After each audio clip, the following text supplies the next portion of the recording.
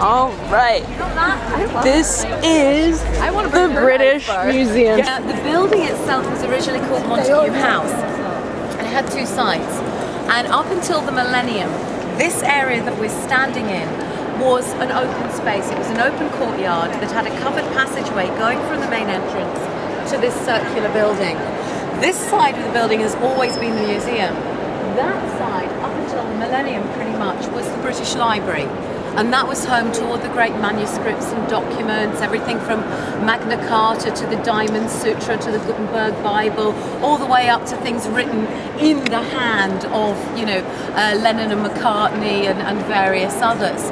We're going to go that way first. The Rosetta Stone!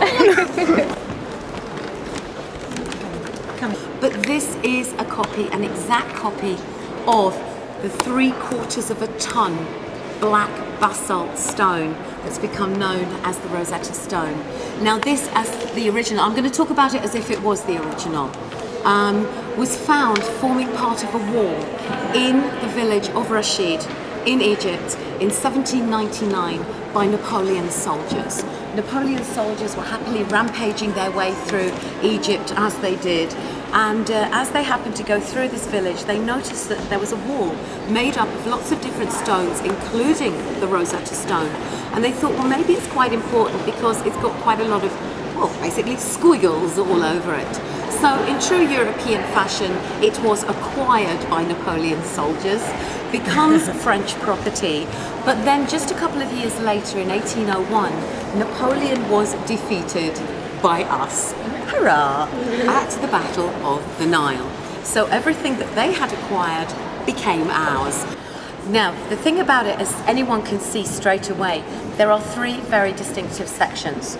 So we've got the ancient Greek, we've got the Demotic, and we've got, of course, the hieroglyphics, which was the language of the high priests and of royalty, written by high priests for royalty. So Thomas Young gets the stone. Now he was a scholar of ancient Greek, so he started reading the bottom section, could read it, could understand it, but he couldn't understand anything else.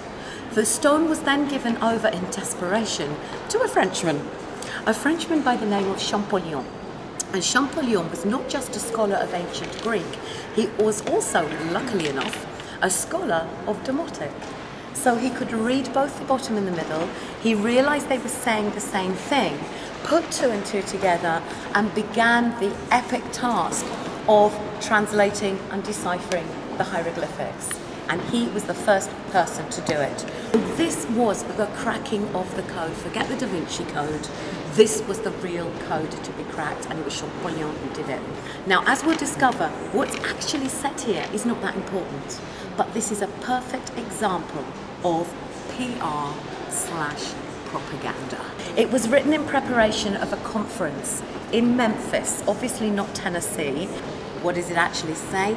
Well, very simply, what happened was, back in 196 BC, the pharaoh of Egypt had very recently died, and a new pharaoh came to the thrones of Upper and Lower Egypt, and his name was Ptolemy. Written in hieroglyphics, because it's written by the priests and it's addressed to Ptolemy. But only the kings and the priests are going to be reading the hieroglyphics. So it's also written in Demotic. So anybody and everybody in Egypt at the time can read it and can understand what the priests are saying. It's also written in ancient Greek, which tells us there were obviously connections between the Egyptians and the Greeks at the time. Anyone coming in from outside would be able to read the Greek, would understand the support that the priests were giving to the new king, and could disseminate that information as they travelled onwards. It's the high priests worrying about themselves. It's something that has not changed over the centuries. We're still doing it. We're still doing the PR and the propaganda, but they were probably doing it quite a lot better hundreds of years ago. So it's a perfect PR document, and it absolutely worked.